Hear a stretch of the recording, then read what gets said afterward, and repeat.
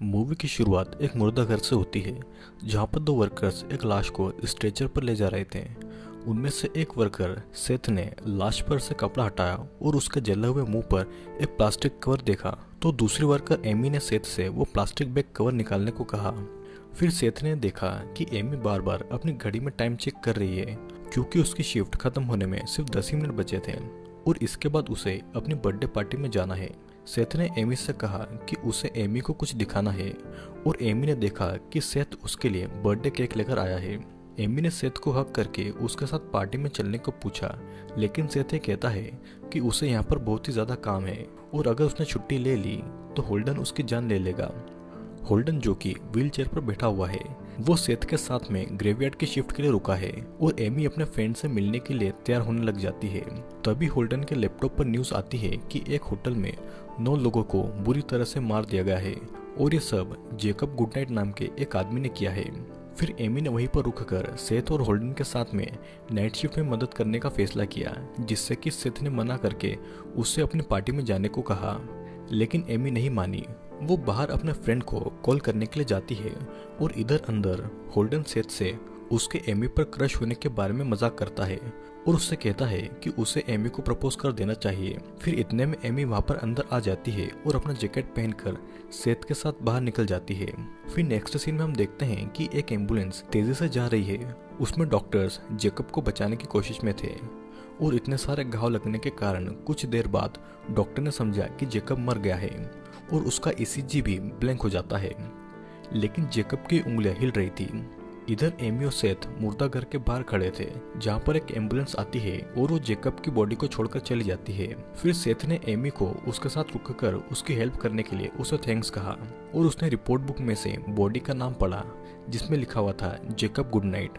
फिर दोनों उसकी बॉडी को स्ट्रेचर से लिफ्ट में ले जाने की कोशिश कर रहे थे क्योंकि जेकब बहुत ही ज्यादा भारी था। फिर लिफ्ट में पहुंचते ही सेथ के हाथ में से रिकॉर्ड बुक गिर जाती है और वो इसीलिए उसे उठाने बाहर जाता है, लेकिन उसके वापस आने से पहले ही लिफ्ट का दरवाजा बंद हो गया था।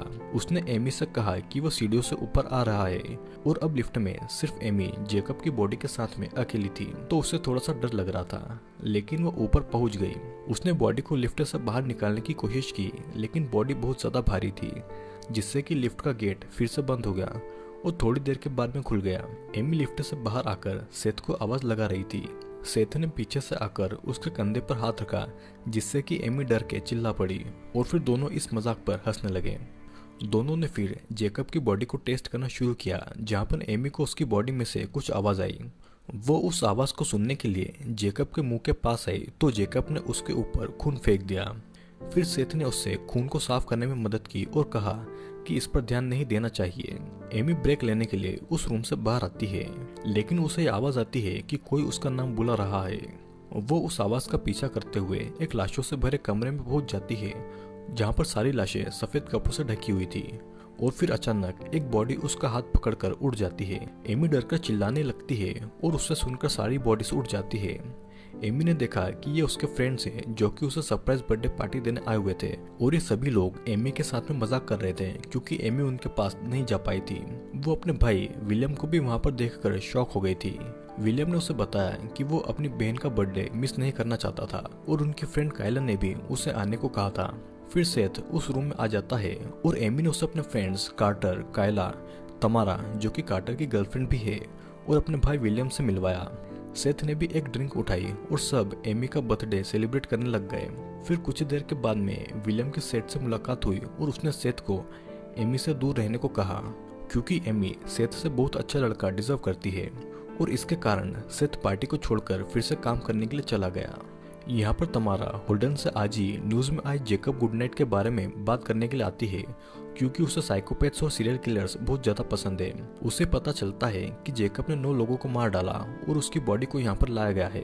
फिर तमारा बाथरूम के लिए निकलती है और कार्टर उसके पीछे चला जाता है।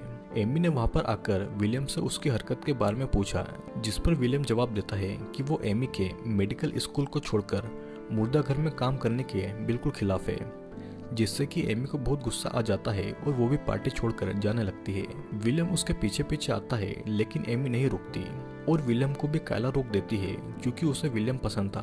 फिर नेक्स्ट सीन में तमारा और कार्टर जेकब की बॉडी को देखने पहुंच जाते हैं और यहाँ पर सेथ एक लाश की बॉडी में कुछ केमिकल्स भरते हुए विलियम की कही हुई बातों को याद कर रहा था। तमारा और कार्टर जेकब की रखी हुई बॉडी वाले रूम में घुस रहे थे, जहाँ पर कार्टर ने तमारा को ऐसा करने से रोक दिया था, लेकिन तमारा उसकी बात नहीं सुनती और उसकी बात नहीं मानती। उसने अपनी शर्ट खोलना शुरू कर दी थी और जेकब की बॉडी पर से कपड़ा हटाकर उसके ऊपर चढ़ गई। वो फिर बॉडी से बात करते हुए जेकब की माँ के बारे में बात करने लग गई। जेकब की माँ दरअसल में धर्म और अंधविश्वास की बातों को बहुत ज़्यादा मानती थी और उन्हें पाप और उसकी सज़ा पर बहुत ज़्यादा लगाव था। तमारा को एक असली सीरियल किलर की बॉडी के साथ में एक कमरे में होना बहुत अच्छा लग रहा था, तो वो जेकब को किस करने लग गई और ये बात कार्टर को बिल्कुल भी पसंद नहीं आई और कुछ देर के बाद में दोनों उसी रूम में इंटीमेट होने लग गए। फिर दूसरी तरफ कायला ने विलियम से पूछा कि वो उसे पसंद क्यों नहीं करता, जिस पर विलियम ने बताया कि कायला उसकी बहन जैसी है और ये सुनकर कायला विलियम के पास आई और दोनों किस करने लग गए। इधर तमारा और कार्टर अभी भी जेकब के रूम में थे और अचानक से तमारा ये देखती है कि जेकब की बॉडी वहां से गायब हो चुकी है। वो दोनों जैसे ही उठते हैं तभी उस रूम की अचानक लाइट भी चली जाती है। फिर तमारा एक माचिस जलाती है और कार्टर उससे कहता है कि कोई उनके साथ में शायद मजाक कर रहा है और इतने में वो दोनों अपने पीछे जेकब को खड़ा हुआ पाते हैं। जेकब ने कार्टर को पकड़ लिया था और तमारा चिल्लाते हुए रूम से बाहर भागकर मदद के लिए चिल्लाने लगती है। रूम में जेकब ने अपनी माँ की बॉडी को निकाला और ये याद करने लगा कि कैसे उसकी माँ बचपन में उसे टॉर्चर करती थी, उसे पिंजरे में बंद करके अपनी आत्मा को साफ करने के लिए कहती थी क्योंकि वो भगवान का हाथ बनेगा, और ये भी कि कैसे जेकब ने ही फिर अपनी माँ से एक लड़ाई के बाद उन्हें मार डाला। जेकब ये सारी चीजें याद कर रहा था और कार्टर ने मौका देखकर घायल होने के बावजूद भी उस कमरे से निकलने की कोशिश की, लेकिन जेकब ने फिर से उसे पकड़कर उसका गला दबा दिया, जिससे कि कार्टर की वहीं पर मौत हो गई। जेकब ने फिर अपने मुंह से पट्टी हटाकर अपना प्लास्टिक कवर पहना और कुछ हथियार लेकर बाहर आ गया। होल्टन हॉलवे में सभी को ढूंढने की कोशिश कर रहा था क्योंकि बहुत देर से उसे कोई नजर नहीं आया था। वो जैसे ही पीछे पलटता है तो उसे पीछे जेकब खड़ा हुआ दिखाई देता है। होल्टन ने अपनी व्हीलचेयर को वहां से निकालने की पूरी कोशिश की, लेकिन जेकब ने एक हुक से व्हीलचेयर को रोक दी, जिससे कि होल्टन वहीं पर गिर गया। लेकिन फिर भी होल्टन नहीं रुका तो जेकब ने उसके पैर में उस हुक को फंसाकर उसे अपनी तरफ खींच लिया। इधर एमी, विलियम और कायला को होल्टन के चिल्लाने की आवाज आती है और उन्होंने जेकब के रूम में आकर देखा कि जेकब की बॉडी वहां से गायब है और सारा सामान बिखरा हुआ था, और विलियम ने वहां पर एक कार्ड पर खून भी देखा था। उन्होंने उस कार्ड को खोला और देखा कि उसमें कार्टर की लाश है। वो ये सब देख ही रहे थे कि तभी अचानक पूरे मुर्दा घर की लाइट अचानक बंद हो जाती है और वो तीनों अभी भी उसी रूम में थे। उन्होंने पुलिस को कॉल करने का सोचा, लेकिन सबके फोन एक लॉकर में बंद थे। फिर एमी रूम से निकलकर सभी को ढूंढने लगी तो विलियम भी एक चाकू लेकर उसके पीछे आ गया। उन्हें रास्ते में होल्डन मिला, जिसने एमी के आते ही अपनी आखिरी सांसें ली और उसने वहीं पर अपना दम तोड़ दिया। फिर अगले सीन में हम देखते हैं कि सेथ ये देखने आता है कि लाइट्स को क्या हुआ है, और चेक करते टाइम उसे पता चलता है कि किसी ने जानबूझकर वहां की लाइट्स को बंद किया है। तमारा को एमी, विलियम और कायला मिल गए थे और उसने बताया कि यह सब कैसे शुरू हुआ, और जेकब अभी भी जिंदा है, वो मरा नहीं है। जेकब जेल में नहीं जाना चाहता था, इसलिए शायद उसने मरने का नाटक किया। यहाँ पर सेथ अभी भी इन सभी बातों से अनजान घूम रहा था। एक दरवाजे को खोलते टाइम उसके हाथों से टॉर्च गिर गई। वो टॉर्च को उठाकर जैसे ही फिर से खड़ा हुआ तो उसने देखा कि सामने जेकब खड़ा हुआ है, लेकिन सेथ वहां से जैसे तैसे बचकर निकल गया। बाकी सब बचकर मुर्दा घर से निकलने की कोशिश में इमरजेंसी रास्ते पर पहुंचे, लेकिन वो दरवाज़ा भी लॉक्ड था। फिर उसके दूसरी तरफ उन्होंने सेथ को देखा तो उसने दरवाज़ा खोलकर उन्हें वहां से बाहर निकाला और फिर से दरवाज़ा लॉक कर दिया। उसने ये बताया कि जेकब सचमुच में जिंदा है, और तभी अचानक से जेकब ने उनके पीछे आकर अटैक कर दिया। एमी और विलियम एक कमरे में आ गए, लेकिन कायला अकेली होकर एक बाथरूम में छुपने आ गई, जहाँ कर जेकब ने उसे ढूंढकर उसे मारना शुरू कर दिया। फिर वो कायला को जमीन पर तड़पता हुआ छोड़कर खुद को आईने में देखने आया, और फिर से वो अपनी बुरी माँ की आवाज़ को याद करने लग गया, जो कि ये कह रही थी कि क्या तुम्हें ये दिखाई नहीं देता कि उसने तुमसे ये करने को कहा है। जेकब फिर ये कहता है कि वो ऐसा नहीं करना चाहता, जिस पर कायला थैंक गॉड कहती है, लेकिन इतनी चोट लगने के कारण कायला खुद ही मर जाती है, और जेकब ये कहता है कि भगवान तुम्हारी मदद क्यों करेगा। दरअसल में सब जेकब की माँ की वजह से हो रहा है, जिसने जेकब को ये यकीन दिला दिया है कि हर पाप करने वाले को सजा मिलनी चाहिए, और जेकब बस उनका एक हथियार है। सेथ और तमारा मिलकर बाहर निकलने का रास्ता ढूंढ रहे थे और निकलने पर सेथ ने तमारा को अकेले ही बाहर जाकर मदद बुलाने को कहा। एग्जिट डोर पर आकर उन्होंने ये देखा कि जेकब ने उसे चेन से लॉक कर दिया है। फिर दोनों एक कमरे में आकर छुप जाते हैं ताकि जेकब के जाते ही वो वहां से निकल जाए। तमारा ट्रॉली के पीछे और सेथ स्ट्रेचर के पीछे छुप जाता है। फिर हम देखते हैं कि जब जेकब उस रूम में आता है तो उसे तमारा दिख जाती है। वो उसके पास जा रहा था, लेकिन एमी ने दूसरे रूम से चिल्लाकर उसका ध्यान वहां से हटा दिया। जैसे ही जेकब ने एमी की तरफ देखा, तमारा भागने लगी, लेकिन जेकब ने अपना चाकू घुमा दिया जिससे कि तमारा का गला कटने से उसकी वहीं पर मौत हो जाती है। विलियम ने फिर कमरे का ग्लास तोड़ दिया और तीनों वहां से निकलकर भागने लग गए, लेकिन विलियम जेकब के हाथ लग गया क्योंकि वो आखिरी में था। उसने खुद को बचाने की कोशिश तो की, लेकिन जेकब ने उसका गला पकड़कर उसे दीवार से लटका दिया। एमी उसकी मदद करना चाहती थी, लेकिन सेथ ने उसे पकड़ लिया और विलियम ने उन दोनों को वहां से जाने को कहा और जेकब पर उस चाकू को मार दिया जो कि उसने पहले उठाया था। एमी और सेथ एग्जिट की तरफ आते हैं जहां पर वो पाते हैं कि कायला चेन से बंधी हुई है। फिर एमी को विलियम के चिल्लाने की आवाज आ रही थी, तो वो अपने भाई की मदद करने के लिए वापस ऊपर जाती है। उसने एक हथौड़ा लिया और दोनों वहां पर पहुंच गए जहां पर विलियम था। वहां पर पहुंचकर उन्होंने देखा कि विलियम के ऊपर एक कपड़ा है और उसके मुंह में भी एक कपड़ा फंसा हुआ है। दोनों उसकी मदद करने लग गए और इतने में उसके पेट में से उन्होंने एक चाकू निकलता हुआ देखा जो कि पहले से ही उसके नीचे था और जेकब ऐसा करके बस उन दोनों को वहां पर बुलाना चाहता था।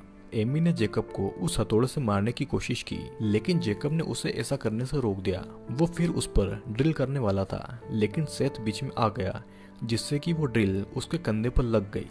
अब दोनों वहां से भागकर एक बंद दरवाजे पर पहुंचते हैं जिसे कि सेथ ने टाइम पर खोल दिया था और दोनों ने दूसरी तरफ पहुंचकर उसे फिर से बंद कर दिया था। दोनों एक कमरे में आते हैं जहां पर एमी सेथ की चोट पर पट्टी लगा रही थी ताकि उसका बहता हुआ खून रुक जाए। उसे एक कमरे में खिड़की दिखाई देती है जो कि बाहर के रास्ते की थी।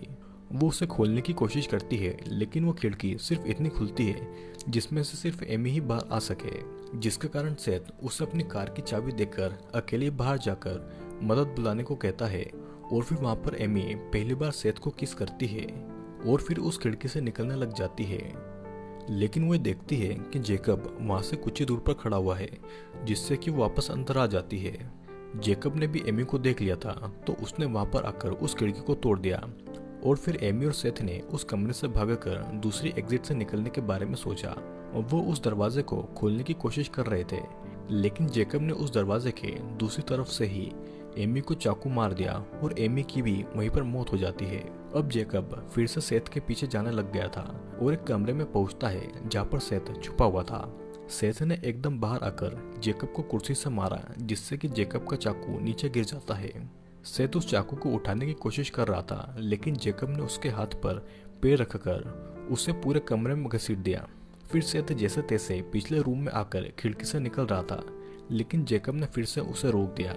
अब जेकब अपना चाकू उठाने लगा, लेकिन सेथ ने वो केमिकल लिक्विड वाला पाइप उठाकर जेकब के पेट में डाल दिया और वो केमिकल्स जेकब की बॉडी में जाते ही उसकी बॉडी के फ्लूइड से रिएक्ट करने लग गए, जिससे कि उसकी बॉडी का सारा खून उसकी आंखों से बाहर आ गया और हम ये देखते हैं कि जेकब की वहीं पर मौत हो जाती है। सेथ उस मुर्दा घर से बाहर आकर अपने कार में आता है और वहां से जिंदा बचकर निकल जाता है। कुछ दूर जाने के बाद में जब वो मेन गेट खोलने के लिए रुकता है और पलटकर देखता है तो कार के पीछे का दरवाजा खुला हुआ था, जिसका मतलब साफ था कि जेकब अभी भी जिंदा है। और फिर इतने में अचानक जेकब पीछे से आकर सेथ की आंखों में हाथ डालकर उसे निकाल देता है और वो सेथ को भी वहीं पर मार डालता है। फिर हम ये देखते हैं कि मूवी के एंड में सभी की बॉडीज को दिखाया गया था, जो कि कार्टर, होल्डन, कायला, तमारा, विलियम, एमी, सेथ और जेकब की माँ की बॉडी थी। फिर मूवी के एंड में जेकब ये कहता है कि उसे भी अब उन लोगों के बुरे कर्म दिखाई दे रहे हैं और इसी के साथ में ये मूवी यहीं पर एंड हो जाती है। आई होप दोस्तों आपको ये वीडियो ज़रूर पसंद आया होगा, और अगर आपको मेरे वीडियोस पसंद आते हैं तो नीचे कमेंट करके मुझे ज़रूर बताइएगा और मुझे ये भी सजेस्ट करिएगा कि अगला वीडियो किस मूवी के ऊपर होना चाहिए। तो दोस्तों आज के लिए सिर्फ इतना ही, अब मिलेंगे नेक्स्ट वीडियो में।